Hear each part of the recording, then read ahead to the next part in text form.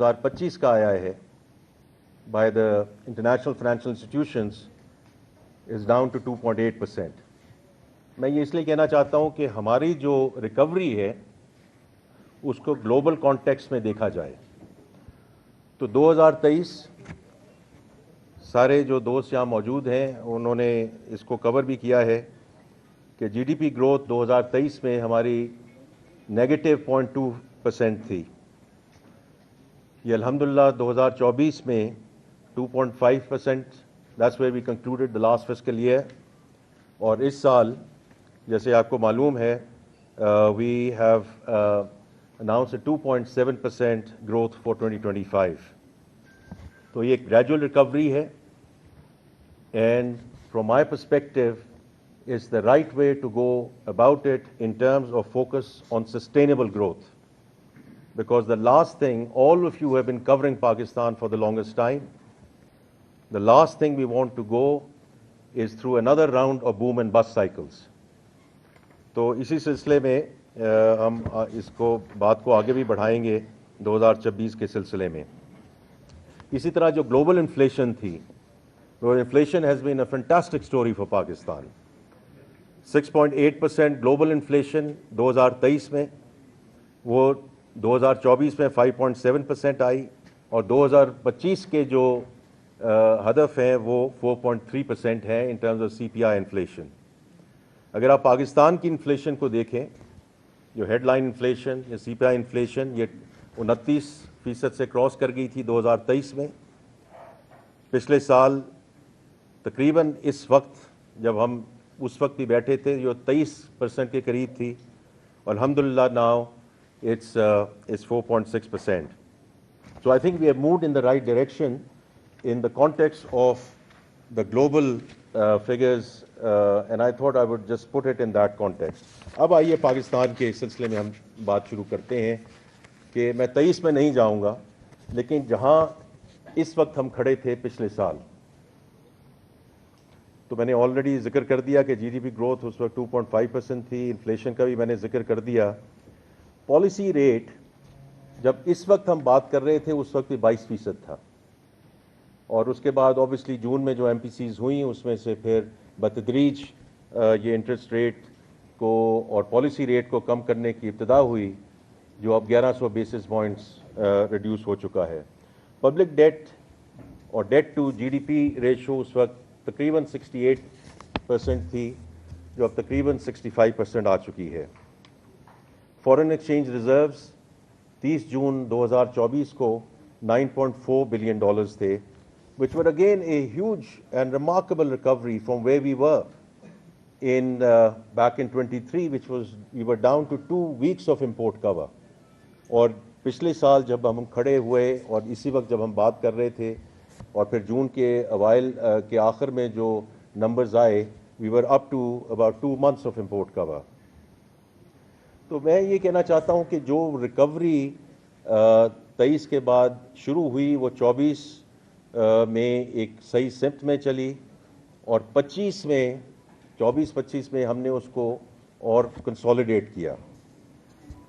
اسی وقت جب پچھلے سال بات ہو رہی تھی تو اس وقت میں نے ذکر کیا تھا کہ we are coming out of a very successful stand by arrangement, اور اس سے ہماری کریڈیبلٹی اور ٹرسٹ جو ہے وہ ری اسٹیبلش ہوا ہے انڈر پرائم منسٹر شہباز شریف لیڈرشپ, کیونکہ انہوں نے یہ ایس بی اے سائن کیا تھا before the care taker administration ٹوک اوور.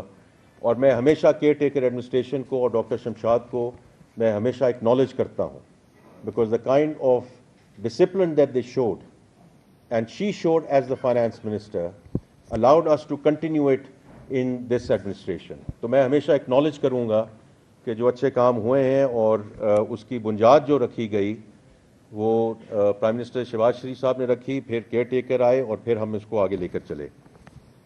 تو اس وقت میں نے آپ سے یہ بات کی تھی کہ we want to get in to an extended fund program with I M F, and I repeatedly mentioned کہ اس کی 2 وجوہات ہیں. 1, to bring permanence to the macro economic stability. جیسے آپ نے میں نے ابھی اہداف کا ذکر کیا, تو ہم ایک صحیح سمت میں تو چلے گئے تھے, لیکن اس میں جو کنسولیڈیشن لانی تھی اور اس میں جو فردر امپروومنٹ لانی تھی تاکہ وہ جو فریجیلٹی کا کمپوننٹ ہے اس کو ہم دور کر سکیں یا ختم کر سکیں. تو اس کے لیے ہمیں we had talked at that point in time کہ want to get into an extended facility. اور دوسرا جو بات تھی کہ under the extended facility we want to continue to execute structural reforms, because اگر ہم نے اس اکانومی کی جو ڈی این اے کو فنڈامنٹلی چینج کرنا ہے, جو میں نے پہلے ذکر کیا, اگر ہم نے بوم اور بس سائیکل سے نکلنا ہے تو اس کے لیے یہ structural reforms which have been elusive in this country, تو اس کو ہم نے آگے کیسے لے کر جانا تھا انڈر اے اسٹرکچرڈ پروگرام. تو اس میں جو میں پہلے بھی ذکر کر چکا ہوں, جو ٹیکسیشن کے سلسلے میں اصلاحات ہیں اور وہ آپ کے سامنے ہیں, اور اس میں جب جاؤں گا کہ اس کے ثمرات کیا آ رہے ہیں اس کے بارے میں ذکر کروں گا. لیکن جو tax to G D P has hit a 5 year high, اور ہم نے جو اس کی بنیاد رکھی اور پرائم منسٹر صاحب اس کو خود لیڈ کر رہے ہیں کہ this whole transformation is around people, process and technology. اور ٹیکنالوجی کا اس میں بہت بڑا ایک ہاتھ ہے کہ digital invoicing, production tracking, A I based audits, faceless custom regime, یہ سارا سلسلہ ہے, یہ از گوئنگ, ایک تو 24-25 میں اس میں بہت ہم نے پروگریس کی ہے, اور یہ پروسیس چلتا رہے گا آگے, because any transformation takes 2 to 3 years, and I do think we've done a good job in terms of where we wanted to take things. اور ابھی میں اس کے جو تھوڑے سے اس کے ثمرات آئے ہیں اس کے بارے میں ذکر کروں گا.